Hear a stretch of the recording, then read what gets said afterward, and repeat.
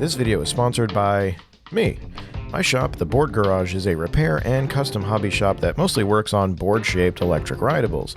Through that work, we're able to inform both the content that is published and, maybe more importantly, the products we make and sell.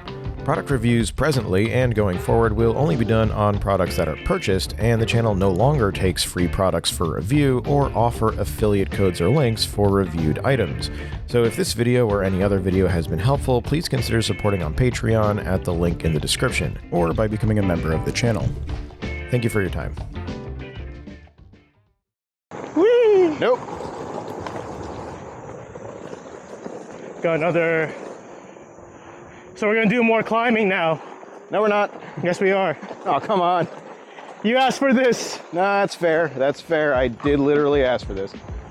In this video, we're taking a look at the Trail Pro 2, a relatively new one-wheel tire from the Float Life, released as a sequel to the older and now discontinued Trail Pro tire that was manufactured by Burris Racing. The Trail Pro 2 seems to follow in the philosophical footsteps of the Street Pro 2 tire, a slick that was originally made by Burris and offered by the Float Life, that was then re-released as an in-house tire offered by Float Life as their own branded item manufactured overseas. And so the Trail Pro 2 has a bit of Burris spirit, with some changes that bring it more in line with what the company is offering as a consistent brand experience. The tire itself is currently offered only for 6-inch rims, which means that it will fit on a Hypercore motor from a Onewheel XR Plus or V1, and it will also fit the Superflux motor for VESC, as well as the Canacor motor on a Floatwheel ADV. More recently, the Onewheel GTS series released a 6-inch rim motor, so it would fit that as well. It will not fit the regular Onewheel GT motor or the other 6.5-inch rims on the GTS. This is the tire's weight, at least this specific one. And this is what the tread rubber measures at, more or less, on the Shore A durometer scale. So while this one isn't marked, it seems to be Float Life's soft rubber compound. For reference, Hoosier's very soft D10A compound measures at about 38 Shore A durometer. The soft rubber of the Trail Pro 2 likely lends to its grip on and off-road, and does have an effect on how the tire feels and sounds, especially on pavement.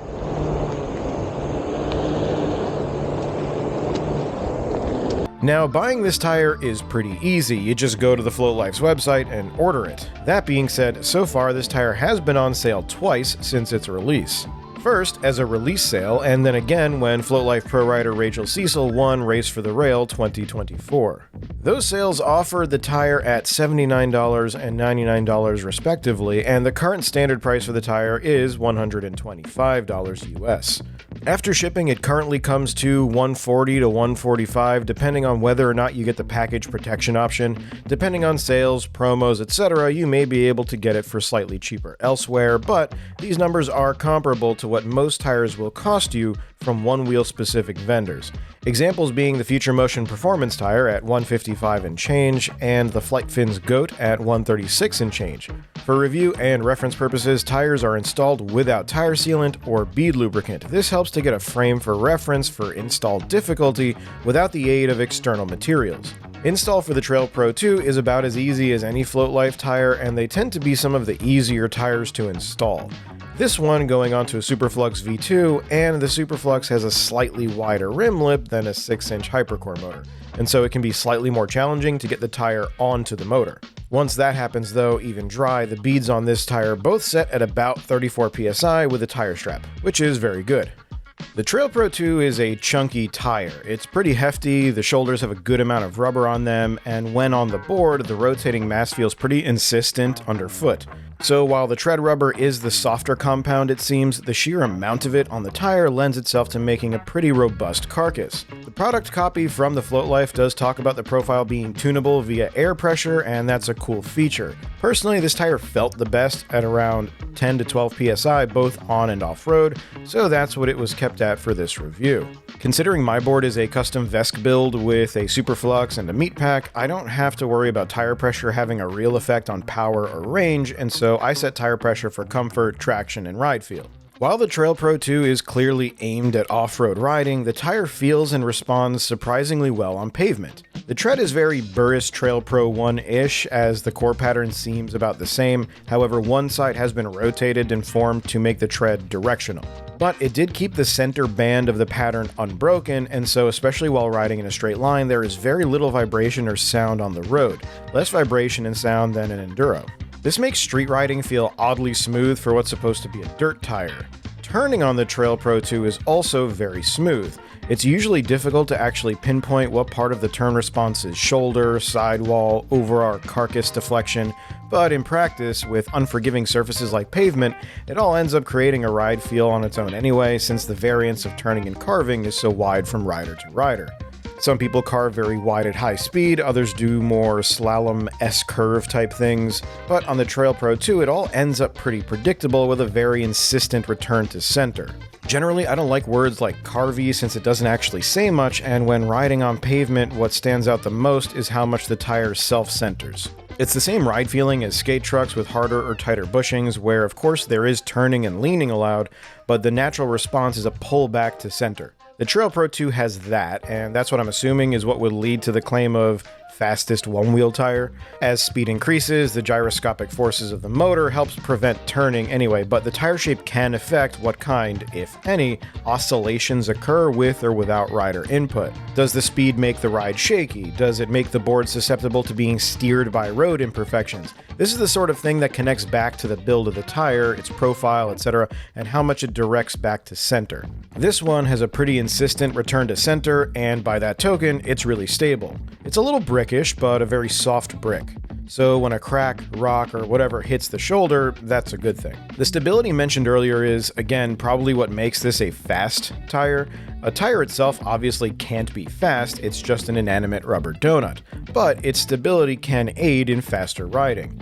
Now, will this tire make really gravelly terrain magically feel like fresh pavement? No, obviously, but when it comes to flat dirt, packed leaves, or pine needles, or more rather normal trail surfaces, it retains that stability and return to center that helps keep the board flat when leaning into an acceleration on terrain that may have the odd rock or root. Of the treaded tires I've tried, this one felt the most accepting and accommodating of my own personal lack of skill.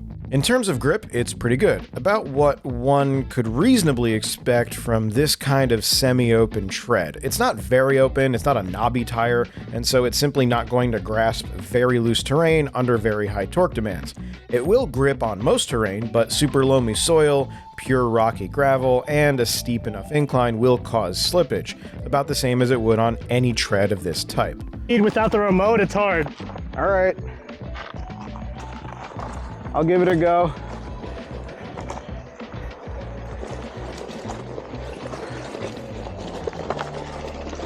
Okay.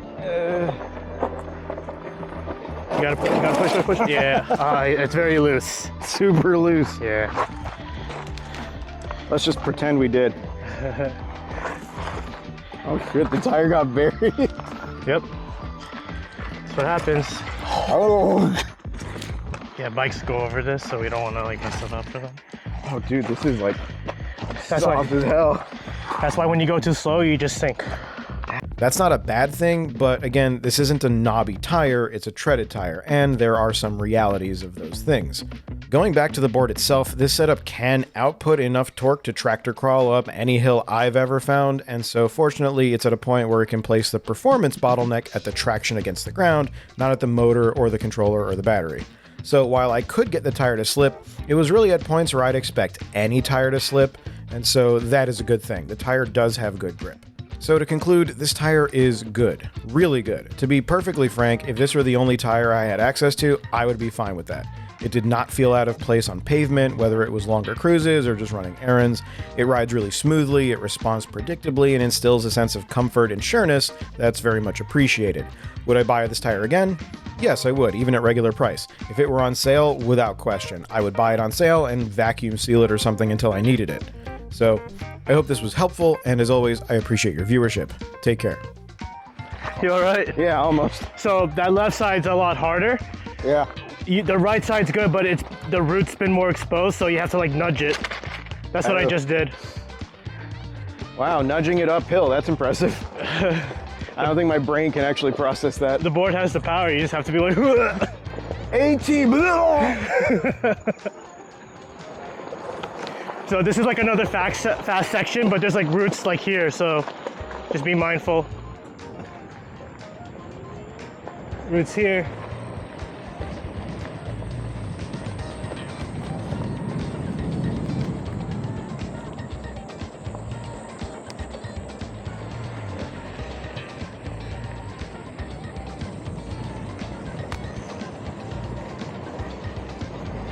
Root.